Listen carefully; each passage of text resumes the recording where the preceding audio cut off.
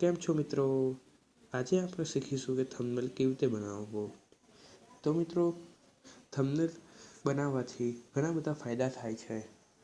તો ઘણા બધા લોકો યુટ્યુબમાં થંબનેલ જોઈને તમારા વિડીયોને વોચ કરતા હોય છે, જેથી તમારા વ્યૂઝ વધે છે અને લાઈક પણ વધે છે. અને લાઈક અને વ્યૂઝ વધે તમારે સબસ્ક્રાઈબર પણ વધી શકે છે. તો થંબનેલ બનાવવું ઘણો ઇઝી છે. તો મિત્રો, આજે આપણે થંબનેલ પિક્સઆર્ટમાં બનાવીશું. તો મિત્રો, તે માટે આપણે સૌથી પહેલાં પ્લે સ્ટોરમાં જઈશું અને ત્યાં પિક્સઆર્ટ સર્ચ મારીશું. તો મિત્રો, મારું પિક્સઆર્ટ પહેલેથી ડાઉનલોડ છે, તેથી આપણે અહીંથી ઓપન કરી દઈશું પિક્સઆર્ટને.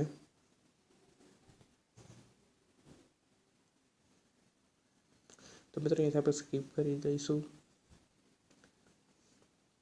અને નીચે આ પેલી પ્લસ સાઇન આપણે ટચ કરીશું અહીંયા. પછી આપણે અહીંયા છેલ્લા જઈશું, ત્યાં કલર બેકગ્રાઉન્ડ છે. તો તમે અહીંયાથી તમને જે પસંદ આવે તે બેકગ્રાઉન્ડ ચૂઝ કરી શકો છો. તમે તેનું બ્લુ બેકગ્રાઉન્ડ ચૂઝ કરું છું. તો મિત્રો, સેકન્ડમાં ટૂલ્સ પર આપણે ટચ કરીશું અને ક્રોપમાં જઈશું. ત્યાં આપણે 60:9ની ફ્રેમ પસંદ કરીશું અને અહીંયા રાઇટ નિશાન પર ક્લિક કરી દઈશું. તો મિત્રો, અહીંયા ઘણા બધા ઓપ્શન આપેલા છે.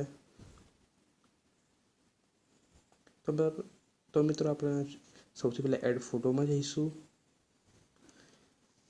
ત્યાં આપણે ફોટો ચૂઝ કરીશું અને એડ કરીશું.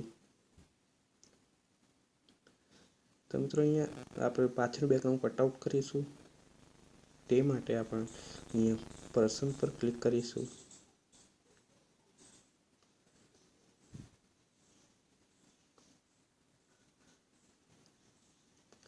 તો અહીંયા આપણે સેવ કરી લઈશું આપણા ફોટાને.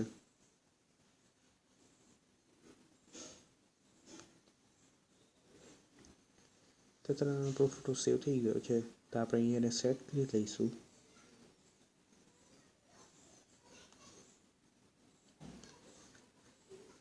તો પછી અહીંયા શેડો આપેલો, તો આપણે શેડો કરીશું.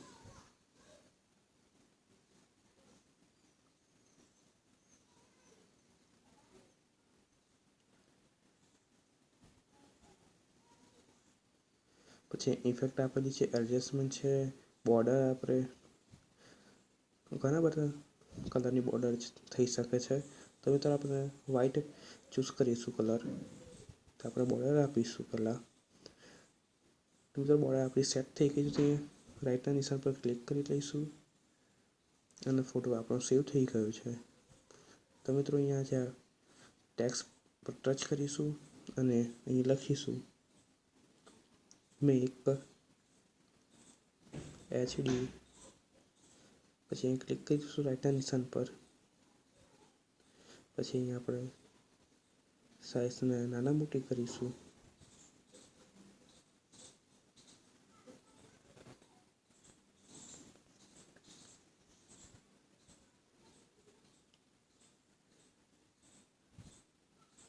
તો મિત્રો, અહીંયા ફોન્ટની સાઇઝ તમારે જે રાખવી હોય તે રાખી શકો છો. અહીંયા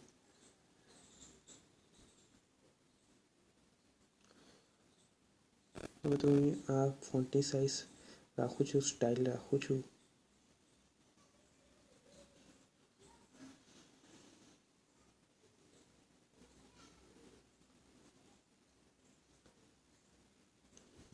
બધા કલર ચૂઝ કરું છું અહીંયા. તો મિત્રો, હું અહીંયા રેડ કલર ચૂઝ કરું છું. અહીંયાથી તમારે ડબલ કલર કરી શકો છો. તમે અહીંયાથી તમારે જે પસંદ આવે તે કરી શકો છો. મિત્રો, તો પછી અહીંયાથી તમે સ્ટ્રોક કરી શકો છો. તો હું વ્હાઇટનો સ્ટ્રોક કરીશ અહીંયા. પછી અહીંયાથી તમે શેડો આપી શકો છો. પછી તેની પોઝિશન બદલી શકો છો. તમે તમારે જે બી રાખ્યું તેવી રાખી શકો છો. તો મિત્રો, અહીંયા હું રાઇટના નિશાન પર ક્લિક કરી દઉં છું. પછી ફરીથી આપણે ટેક્સ્ટ પર ક્લિક કરીશું. ત્યાં આપણે લખીશું થંબનેલ.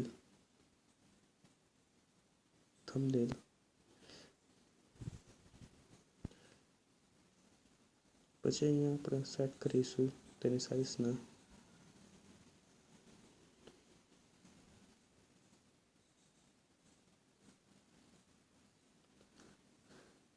તો આપણે કલર અહીંયા રેડ જ કલર રાખીશું આપણે.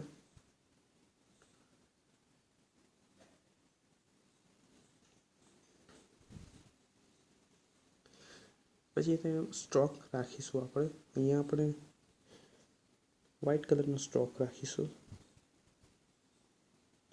પછી આપણે શેડો આપીશું.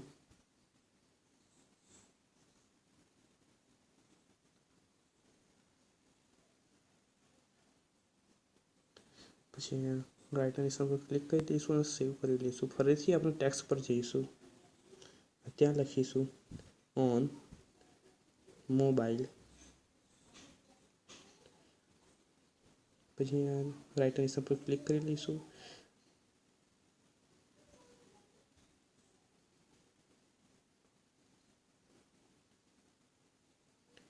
પછી આપણે અહીંયા સેટ કરી લઈશું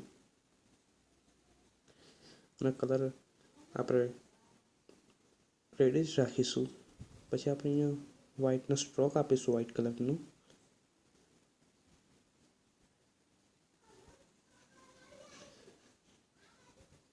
તો પછી આપણે શેડો આપીશું એના.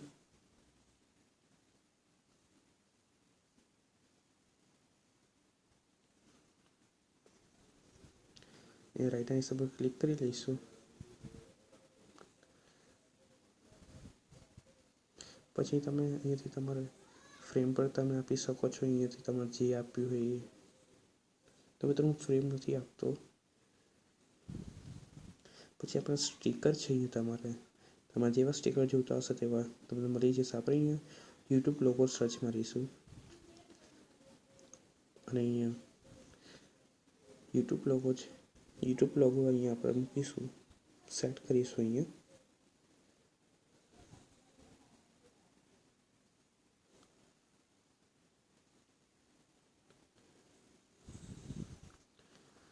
તો મિત્રો આપણો થંબનેલ તૈયાર થઈ ગયો છે.